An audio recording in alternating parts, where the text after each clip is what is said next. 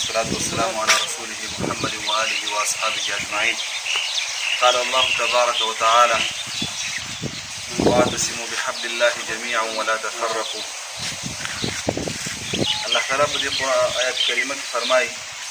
چې منګولې ولګوئ د الله تعالی په رسۍ باندې تفرقه مه اختیاروئ. دې ځای کې د الله تعالی د رسۍ نه مراد لا اله الا الله ده. لا اله الا الله یوه رسۍ ده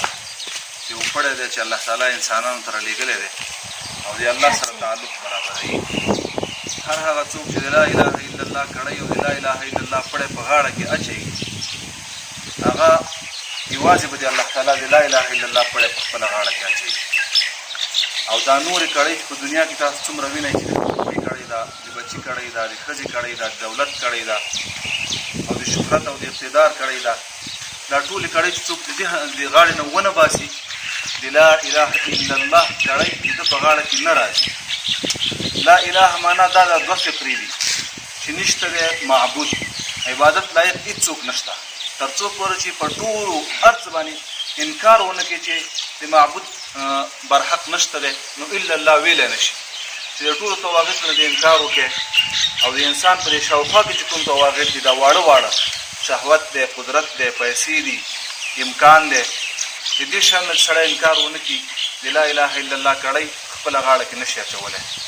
نو الله تعالی چې دغه کړۍ او دغه رسۍ موږ او تاسو ته رالیږلې ده او دا موږ د فلاح او د کامیابۍ ذریعه ده او الله تعالی راته د منګولو لګولو امر ورباندې کړی دی. نو راځئ چې په اتحاد سره، په اتفاق سره نور ټولې هغه کړۍ چې د موږ او تاسو په څنګ کې دي، وړې دي او که غټې دي، دا د خپلو ورمېږونو نه وباسو او یوازې د لا اله الا الله د حاکمیت په خاطر باندې جهاد وکړو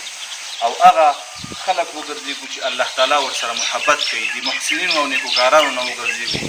نورو انسانانو ته عفو وکړو، د هغوی د تېري نه